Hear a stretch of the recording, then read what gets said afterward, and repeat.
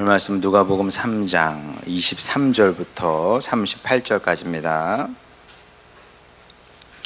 누가복음 3장 23절부터 38절까지입니다. 제가 봉독합니다. 예수께서 가르치심을 시작하실 때에 30세쯤 되시니라.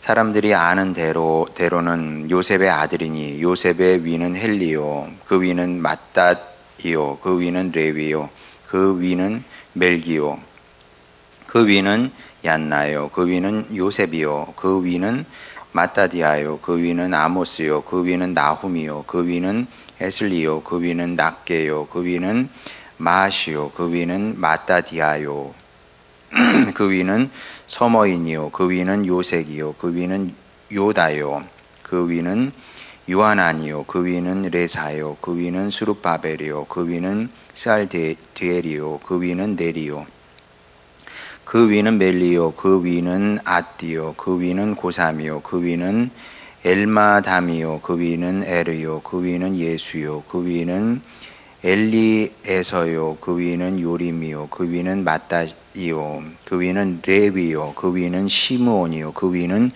유다요, 그 위는 요셉이요, 그 위는 요남이요, 그 위는 엘리야김이요, 그 위는 멜레아요, 그 위는 멘나요, 그 위는 맏다다요, 그 위는 나단이요, 그 위는 다윗이요, 그 위는 이세요, 그 위는 오벳이요, 그 위는 보아스요, 그 위는 살몬이요, 그 위는 나손이요, 그 위는 아미나답이요, 그 위는 아니요, 그 위는 헤스론이요, 그 위는 베레스요, 그 위는 유다요, 그 위는 야곱이요, 그 위는 이삭이요, 그 위는 아브라함이요, 그 위는 데라요, 그 위는 나홀이요, 그 위는 스룹이요, 그 위는 르우요, 그 위는 벨렉이요, 그 위는 헤버요, 그 위는 살라요, 그 위는 가이난이요, 그 위는 아박사시요, 그 위는 셈이요, 그 위는 노아요, 그 위는 레멕이요, 그 위는 무드셀라요, 그 위는 에녹이요, 그 위는 야렛이요, 그 위는 마할랄렐이요, 그 위는 가이난이요,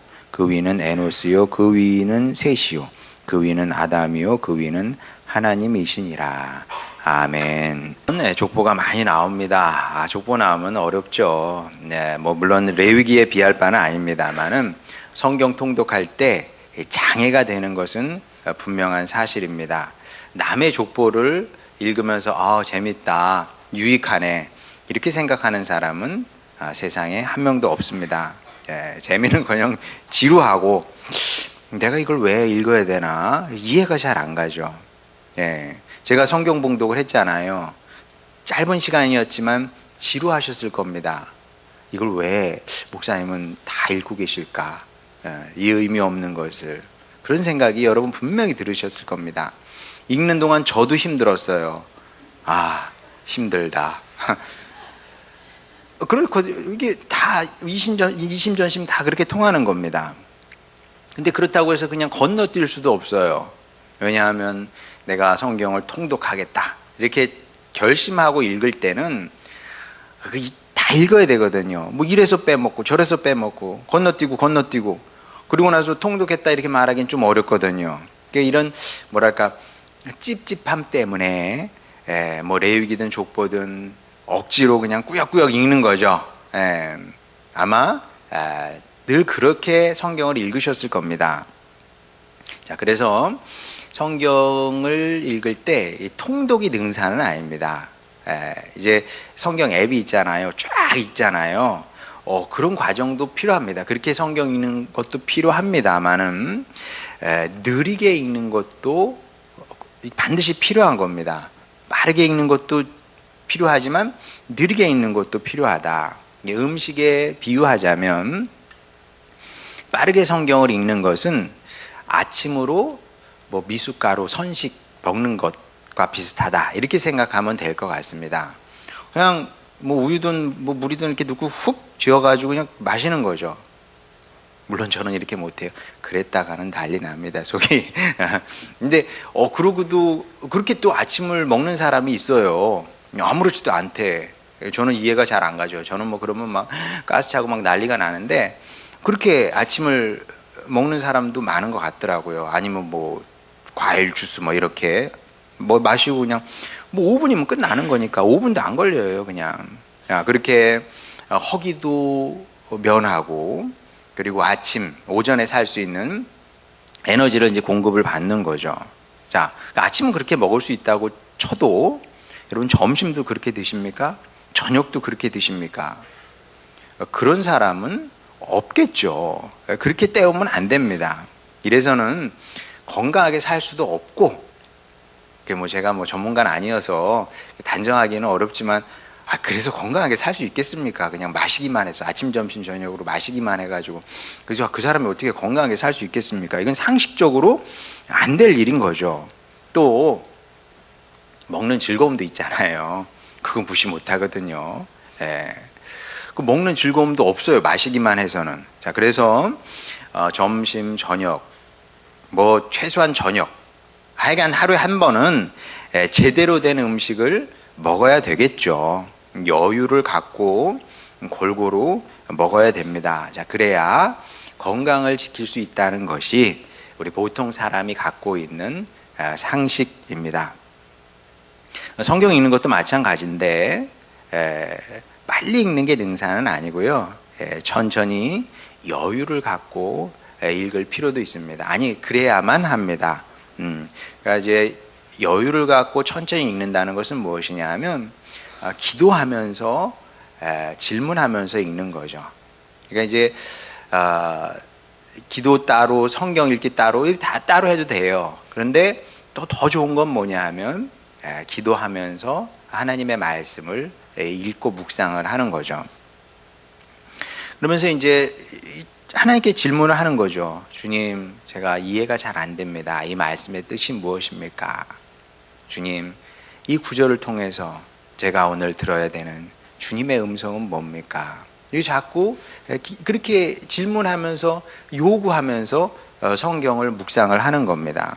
자, 이런 식으로 성경을 읽고 묵상하게 되면 속독할 때보다, 빠르게 읽을 때보다 더 큰 은혜를 받게 됩니다. 당연하죠. 선식보다야 일반 음식이 건강에 더 좋지 않겠습니까? 갈아서 먹는 것보다 그래도 있는 그대로의 음식을, 원재료를 씹으면서 천천히 음미하면서 먹는 것이 즐거움도 더 크고 건강에도 더 좋을 수밖에 없죠. 성경도 마찬가지인데 특히 이제 족보 같은 이런 말씀이 나오게 되면 기도하면서 천천히 읽어야 되는 겁니다. 그래서 여러분이 성경을 읽을 때 기본 전제가 필요한데 성경은 다 하나님의 말씀인 겁니다. 우리가 좋아하는 성경 구절이 있잖아요. 뭐 시편 23편 말씀 좋죠. 아니면 요한복음 3장 16절 말씀, 하나님의 말씀입니다. 그런데 그런 것만 이제 하나님의 말씀이 아니고요. 족보도 하나님의 말씀입니다. 받아들이기는 좀 어려우시겠지만 이게 하나님의 말씀이야? 받아들이기는 어렵지만 이것도 하나님의 말씀이에요. 이게 무슨 성경에 빈자리가 있어, 아니면 쪽수를 맞춰야 돼, 그러기 위해서 이게 족보를 쓴 건 아닌 거거든요. 그게 아니라 족보를 통해서 하나님께서 우리에게 말씀하고 싶은 게 뭔가 있어요. 그게 족보가 다 다르거든요. 그러니까 창세기에 나오는 족보가 있고요, 뭐 또 역대기에 나오는 족보가 있고요, 마태복음에 나오는 족보가 있고 누가복음에 나오는 족보가 있는데 다 다릅니다. 다 비슷한 이름이 나오죠. 근데 의미는 다 조금씩 달라요. 야, 그러면 그게 뭐냐? 그걸 이제 그때마다 이 기도로 또 주님께 은혜를 구하면서 주님, 제가 깨닫기를 원합니다, 알기를 원합니다, 이제 이런 자세로 성경을 묵상하다 보면 하나님께서 이제 깨달음을 주시게 되는데, 그렇게 깨닫는 기쁨은 어떤 거냐 하면 세상이 줄 수 있는 그런 기쁨과는 비교가 안 되는 겁니다. 그러니까 이제 이런 기쁨을 이제 알아가면 참 좋죠. 이런 기쁨을 알게 되면 어디 가서 기쁨을 달라고 구걸하지 않게 돼요. 사람들이 구걸하거든. 다른 데 가서 구걸해. 그래서 거절도 당하고 때로는 내가 원하는 기쁨의 크기는 더 큰 건데, 그러니까 이제 좀 상처를 받기도 하고. 근데 이제 주님께서 주시는 기쁨이라는 것은 일단 다른 기쁨하고는 비교가 되지 않는 것이고, 그리고 항상 일정한 것이고, 마치 밤이 지나고 아침이 되면 태양이 떠오르는 것처럼 우리가 주님께 구하면 주님께서 실망치 않게끔 우리에게 넉넉한 기쁨을 주신다는 거죠. 그래서 여러분이 이제 거기까지 발전하기를 바라는데, 이제 이것이 사도 바울과 히브리서 기자가 말씀하는 성숙한 성도의 모습입니다. 거기까지 우리가 이제 발전을 해야 되는 거죠. 자, 그러면 이제 오늘 본문 통해서 이 족보 이야기를 통해서 우리가 이제 뭘 배워야 되느냐? 또한 많죠. 뭐 그걸 다 얘기를 할 수가 없습니다. 제가 어렸을 때 설교를 듣다 보면은 목사님께서 첫째, 둘째, 셋째 그러신단 말이에요. 그러면 전 그때마다 늘 생각했던 것이 무엇이냐면, 참 목사님은 어떻게 저걸 알았을까? 일단 그거 하나. 그 다음에 또 하나는 뭐냐면, 왜 항상 셋째에서 끝날까? 넷째, 다섯째는 없나? 여러분 그런 생각 안 하셨어요? 첫째, 둘째, 셋째하고 끝난단 말이에요? 넷째, 다섯째. 넷째, 다섯째 있죠. 근데 그걸 어떻게 설교 시간에 다 얘기해? 보통 이제 세 가지만 얘기하는 것이 왜냐하면, 그래야 시간을 맞출 수 있거든요. 뭐 어렵게 생각하지 마세요. 시간을 맞추는 거예요. 그러니까 제일 중요한 거 세 가지만 얘기하는 건데, 저는 세 가지를 얘기하면 또 더 길어지기 때문에 보통 두 가지만 얘기하는 겁니다. 뭐 다른 이유가 있는 게 아니고요. 그래서 이제 저는 두 가지를 찾아냈고, 여러분은 이제 스스로 또 다른 뜻을, 의미를 여러분이 또 발견해내야 되겠죠. 자, 그러면 이제 제가 발견한 이제 두 가지는 뭐냐면, 먼저 이제 예수님의 족보를 자세히 살펴보게 되면 특이한 점을 발견하게 됩니다. 유명한 인물, 유명 인물이 별로 없다는 거예요. 여러분도 느끼셨을 거예요. 유명한 사람이 별로 없네. 여러분이 아는 사람이 별로 없지 않습니까? 일단 구약 성경에 유명한 사람이 누구예요? 모세. 여기 없어요. 또 사무엘 없어요. 엘리야 없습니다. 그리고 뭐 예언자들, 그 유명한 예언자들 이름도 등장하지 않습니다.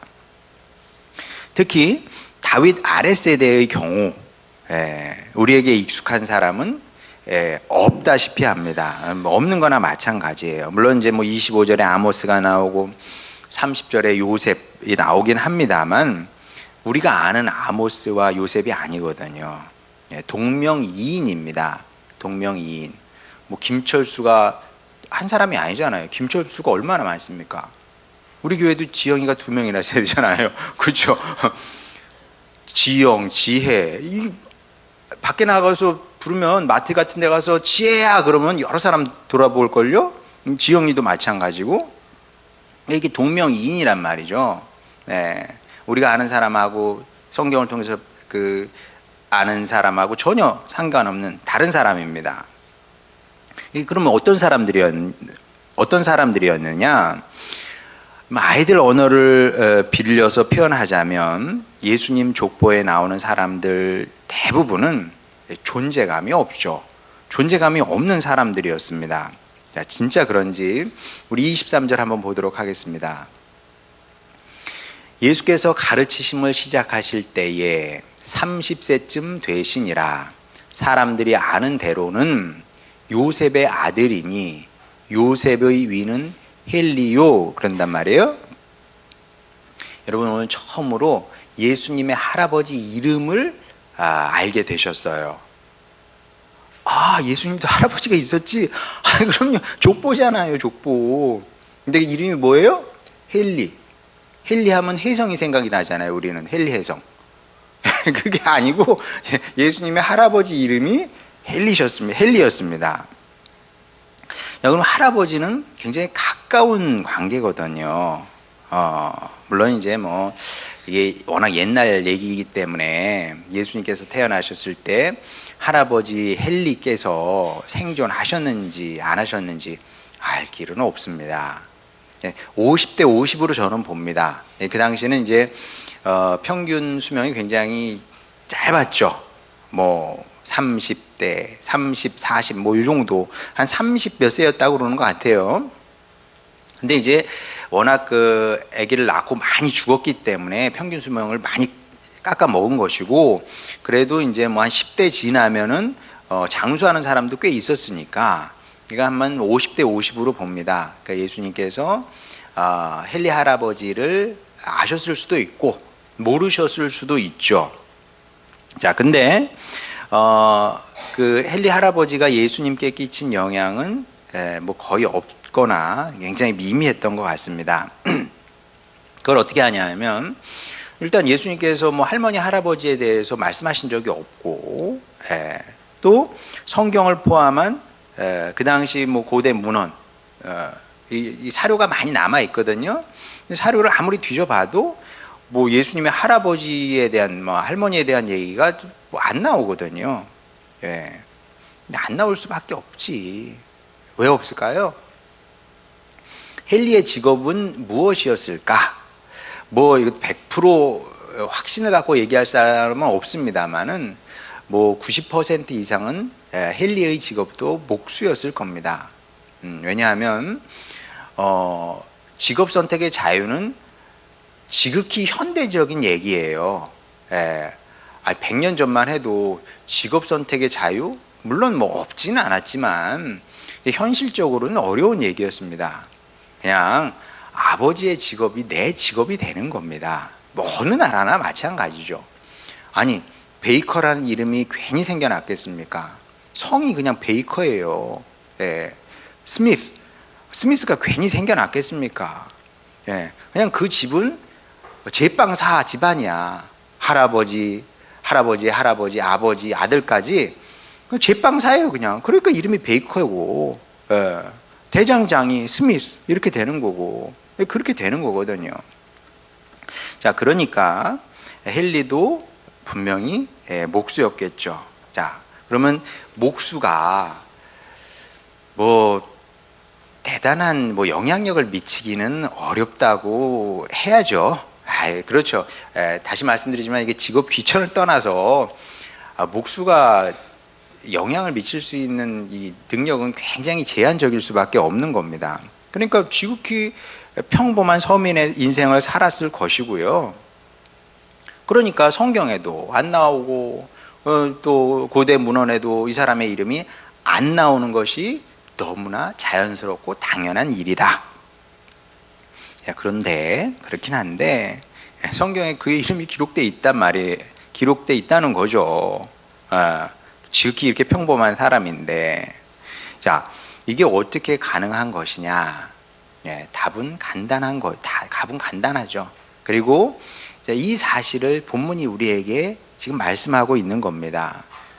어떤 사실일까요? 그의 이름이 성경에 기록되어 있을 수 있는 이유는 헨리라는 사람의 생이 예수님께 연결되어 있었기 때문에 그런 겁니다. 그러니까 예수님 안에 있으면 놀라운 신분의 변화가 일어나게 된다는 얘기를 지금 하고 있는 겁니다. 이건 누구나 마찬가지입니다. 누구나 마찬가지예요. 헨리만 그런 것이 아니라 모든 사람이 다 마찬가지입니다. 그리고 이 사실을 가장 잘 알고 있었던 사람이 사도 바울이었고, 사도 바울이 뭐라고 선언하는지 고린도후서 5장 17절을 보도록 하겠습니다. 그런즉 누구든지, 이 누구든지가 중요한 겁니다. 사도 바울은 이 누구든지의 비밀을 깨달았던 사람인 거죠. 사도 바울이 유대교 안에 머물러 있었을 때는 이 누구든지의 비밀을 알지 못했어요. 그런데 다메섹 도상에서 예수님을 만나면서 그가 엄청난 충격을 받고 아라비아로 내려갑니다. 그리고 아라비아에서 두문불출 3년을 기도하고 이제 구약 성경을 이제 묵상을 하면서 그리고 이제 예수님으로 구약 성경을 다시 읽기 시작을 한 거죠. 예수님의 이 계시의 빛, 그 빛을 가지고 구약을 다시 읽으면서 이 누구든지의 비밀을 깨닫게 되는 겁니다. 그런즉 누구든지 그리스도 안에 있으면 새로운 피조물이라, 이전 것은 지나갔으니 보라 새 것이 되었도다. 주님 안에 있으면 새로운 존재가 되는 거죠. 더 이상 목수 헨리가 아닌 거예요. 그리스도 안에 있으면. 그러니까 여러분도 내 인생이 자꾸 초라하다고 해서 슬퍼할 일이 아닙니다. 슬퍼할 일이 아니고요. 왜냐하면 인생의 가치는 사람이 만드는 게 아니거든요. 진짜 그렇습니다. 내가 뭘 해서 내 인생에 가치를 부여하겠습니까? 내 인생에 의미를 부여하겠습니까? 내 인생에, 우리의 인생의 의미와 가치를 부여하는 것은 사람이 아니고요. 우리가 주님 안에 거하게 되면 주님께서 우리의 인생의 가치와 의미가 되는 것이고, 또 우리 인생에 또 우리가 하는 모든 일에 의미와 가치를 부여하는 겁니다. 그래서 그 루터가 뭐라 그러냐면 믿음으로 사는 것이 별거 아니래요. 믿음으로 설거지를 하는 것이고요. 믿음으로 자는 것이고요. 믿음으로 밥을 먹는 것이고요. 또 믿음으로 또 주님께서 기뻐하시는 작은 일들을 해내는 거라는 거죠. 그러면 어떻게 됩니까? 그러면 주님 안의 능력이 우리의 이 초라하고 작은 삶을 영광스럽게 한다는 것이 그의 얘기거든요. 근데 그게 맞는 겁니다, 성경적으로. 자, 고린도후서 4장 7절 보겠습니다. 우리가 이 보배를 질그릇에 가졌으니 이는 심히 큰 능력은 하나님께 있고 우리에게 있지 아니함을 알게 하려 함이라.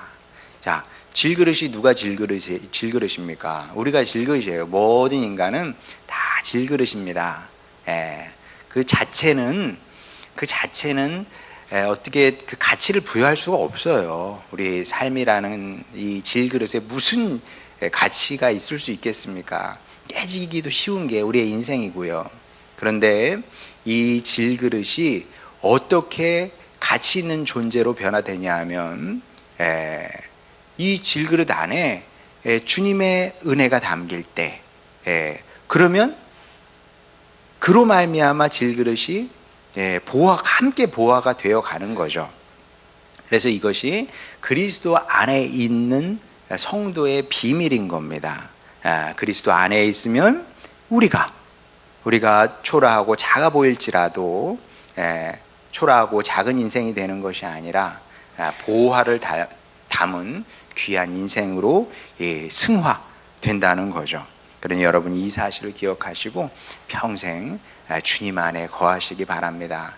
주님 안에 거하면 우리가 새로운 피조물이 되는 것이고 또 주님께서 인정하시는 그런 사람이 되는 거죠.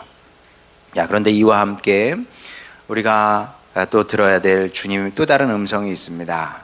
그것은 무엇이냐 하면 역사는 하나님께서 만드신다는 것입니다. 본문의 족보에는 무수한 우여곡절이 숨어 있습니다. 그러니까 이제 우리는 쭉 읽었잖아요. 지루했어요. 근데 이 족보 속에는 많은 사건들이 숨어 있는 겁니다. 우리는 알지 못하는 하나님은 아시죠. 하나님은 아셔요. 어쩌면 누가도 뭐 별 생각 없이 썼을 수도 있어요. 근데 하나님은 이 모든 사람을 하나하나 다 아시지 않습니까? 딱 보면 요한안이라는 사람이 딱 나와요.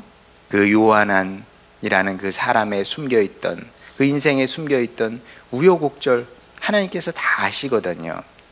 자, 근데 그런 사람에게만 우여곡절이 있는 것이 아니고요. 이 족보에 유명한 사람도 있거든요. 그 사람들도 사실은 마찬가지입니다. 여러분, 아브라함을 한번 생각해 보세요. 아브라함은 자식이 없었잖아요. 원래는 무자한 사람으로 죽었어야 되는 그런 운명이었습니다. 자, 그런데 정말 기적처럼 대가 이어지지 않습니까? 그럼 아브라함만 그랬습니까? 다윗 나오잖아요. 다윗은 또 어땠습니까? 밧세바 사건으로 인해서 나락으로 떨어질 뻔한 위기도 있었거든요. 그 멸문지화의 죄를 지은 거예요. 원래는 이 정도 죄를 지으면 멸문지화가 돼야 정상인 겁니다. 그냥 다 죽어버려야 되는 거예요. 자, 그런 절체절명의 위기까지 갔었거든요. 그러니까 그때도 또 대가 끊어질 수도 있었습니다. 그러면 그 이후는 다윗 아랫세대의 경우는 말 그대로 망나니 같았거든요. 예, 진짜 망나니 같이 그냥 산 거 아닙니까? 게다가 중간에 포로기도 있었네. 예, 포로기. 이스라엘 백성들이 다는 아니지만 중요한 사람들 다 포로로 끌려간 거 아닙니까? 거기서 대를 생각하고 대를 잇는다? 야, 이건 정말 어려운 일입니다. 이 모든 것을 종합해 볼 때 예수님의 족보는 아주 오래전에 여러 번 끊겼어야 되는 겁니다. 끊겼어야 정상인데, 그런데 마치 자전거가, 처음 자전거를 배우는 아이들이 이 자전거를 타기 시작하면 어때요? 그러면 쓰러질 듯 하면서 넘어지지 않고 간단 말이에요. 그럼 이게 성공하는 겁니다. 예수님의 족보가 그런 겁니다. 이 끊길 듯 끊기지 않으면서 그 긴 세월 족보가 유지가 됐고, 그리고 이제 예수님까지 이어지거든요. 자, 이 엄청난 기적이 일어난 건데, 이 기적이 어떻게 일어난 것이냐? 이 기적을 누가 만들었느냐? 하나님께서 하신 거죠. 하나님께서. 그래서 역사의 주인은 하나님이다, 그렇게 얘기를 하는 겁니다. 이 역사의 주인은 하나님이신 거죠. 여러분도 그렇겠지만 저도 근심이 많아요. 우리나라는 어떻게 될래나. 또 미국도 또 미국 대선이 또 우리가 그것까지 또 걱정을 해야 돼. 해리스가 돼야 되느냐, 트럼프가 돼야 좋은가. 우리는 이기적인 사람들이니까 우리는 다 우리나라에 좋은 사람이 대통령이 되길 원해요. 그렇죠? 누가 됐으면 좋겠냐. 그 주님의 손에 달린 거죠, 그러니까 이제 그런 것까지. 자, 그런데 근심 걱정이 되지만 분명한 것은 무엇이냐 하면 역사의 주인은 하나님이다. 지금 그 얘기를 하고 있는 겁니다. 사람들이 아무리 내가 뭔가 할 수 있다고 생각하는 것 같아요. 세계의 큰 나라들 대통령들이, 수상들이. 근데 소용없어. 역사의 주인은 하나님이다. 지금 그 얘기를 하고 있는 겁니다. 그러니까 이게 하나님이 아니면 이게 될 일이 아니거든요. 여러분들 알다시피 하나님을 돕는 사람이 거의 없다시피 했습니다. 구약성경 보세요. 누가 하나님을 도와드렸습니까? 돕기는커녕 하나님의 백성조차도 늘 실망스러웠던 것을 보게 되죠. 자, 그런데도 언약을 이루고 성취하고자 말겠다는 하나님의 굳은 의지, 뜻이 작용을 한 겁니다. 하나님은 약속의 하나님이거든요. 하나님은 당신 백성과 늘 언약을 맺으시는 분이었습니다. 아담과도 맺으셨고요. 그다음 노아와도 맺으셨고, 그 다음부터 이제 아브라함 때 접어들게 되면 그 약속의 강도가 더 강렬해집니다. 말 그대로 새끼손가락 꼭꼭 걸고 약속을 하신 거예요. 내가 너를 축복할 거야. 내가 너를 떠나지 않을 거야. 이 약속이, 내 말이 성취되기까지 내가 쉬지 않을 거다. 주님께서 정말 새로운 사람이 등장할 때마다 계속 약속을 주셨거든요. 약속을 하신 겁니다. 근데 약속을 같이 한 사람들은 약속을 지키지 않았어요. 하나님은 끝까지 지키시는 거죠. 이걸 가리켜서 성경은 뭐라 그러냐면 신실, 이렇게 얘기를 하는 겁니다. 사람은 신실하지 않지만 하나님은 신실하신 분이기 때문에 약속을 끝까지 지키려고 하셨던 것이고, 그리고 그 결과를 지금 이 예수님의 족보를 통해서 보여주고 계신 겁니다. 그리고 이 사실이 우리에게 큰 힘과 위로가 되죠. 제가 무슨 생각을 하겠습니까? 죄송합니다. 여러분은 저보다 바빠요. 바쁘고 정신이 없이 살아요.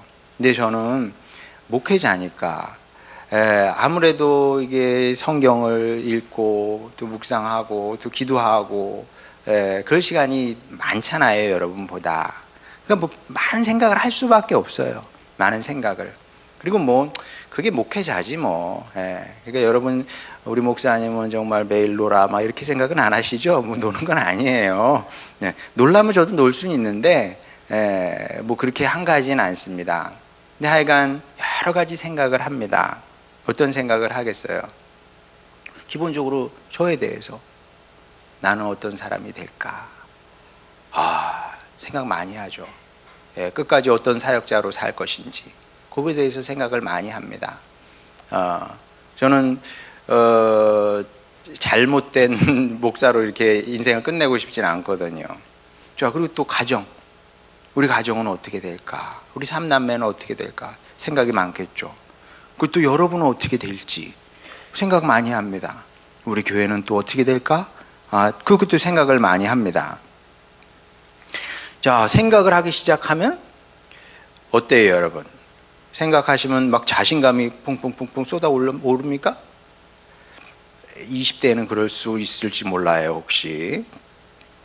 이제 30대, 40대, 50대 이렇게 되면 자신감이 쿵쿵쿵쿵 이렇게 샘솟지는 않아요. 그럼 어때요? 자신감이 없죠. 자신이 없습니다. 그렇지.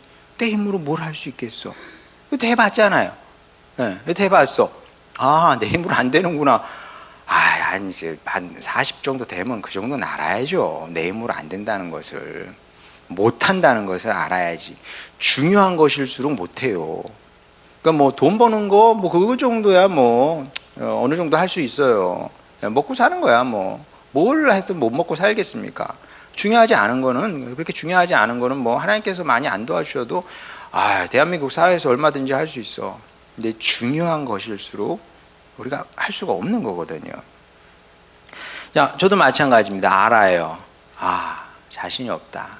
내가 뭘 할 수 있겠나? 안 되겠네. 이게 우리 모두의 결론인 겁니다. 자, 그러면 그렇다고 해서 제가 풀이 죽어서 완전히 그냥 기가 죽어서 이렇게 낙심해서 저 바닥에 그냥 우울 모드로 빠져 들어가 가지고 그렇게 있겠습니까? 또 그러면 안 되지.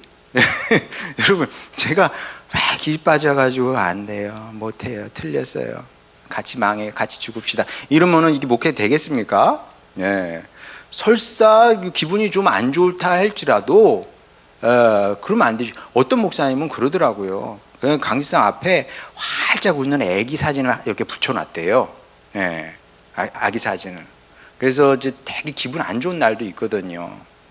기분 안 좋은 날 딱 보면 그 아기 따라서 한번 웃고 그 다음에 이렇게 한다 그러더라고요. 당연히 그래야 됩니다.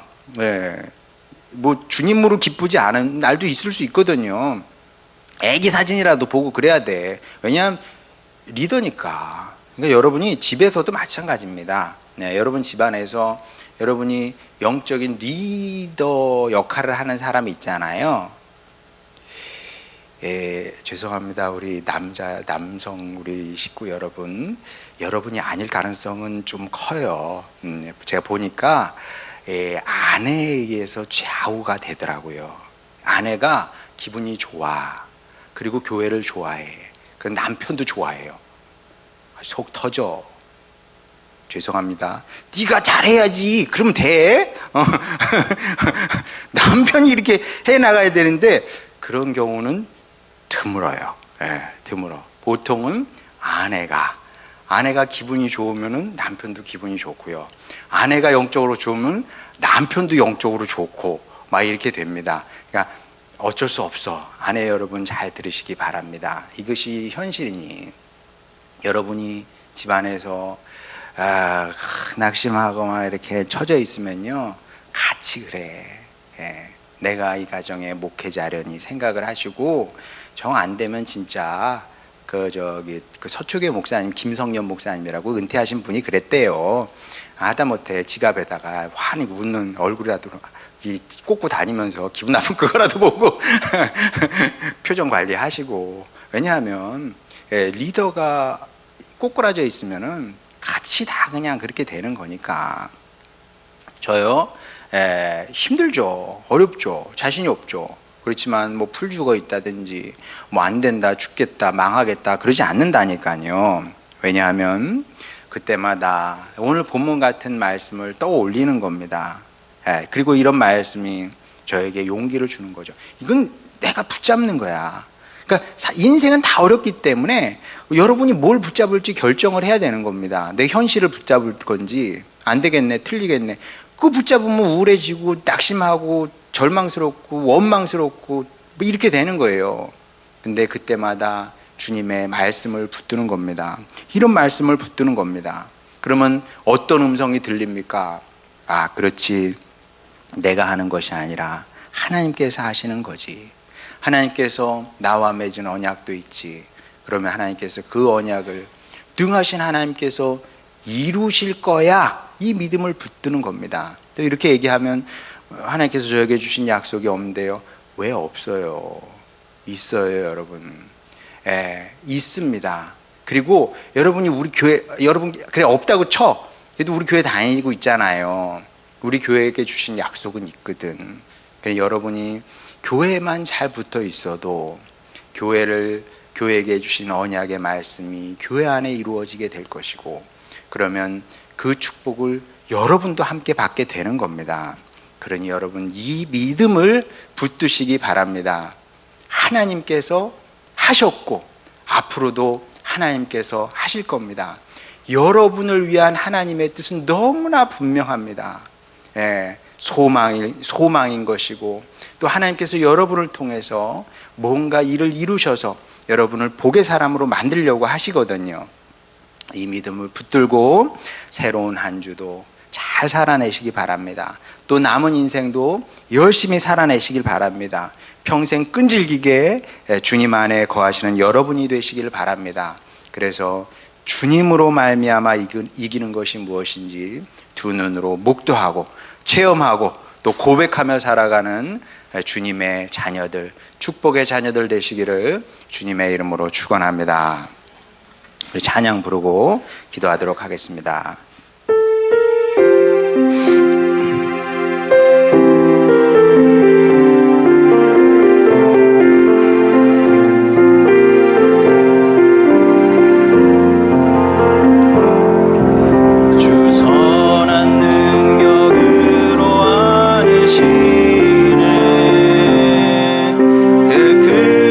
발로 날 붙드시네.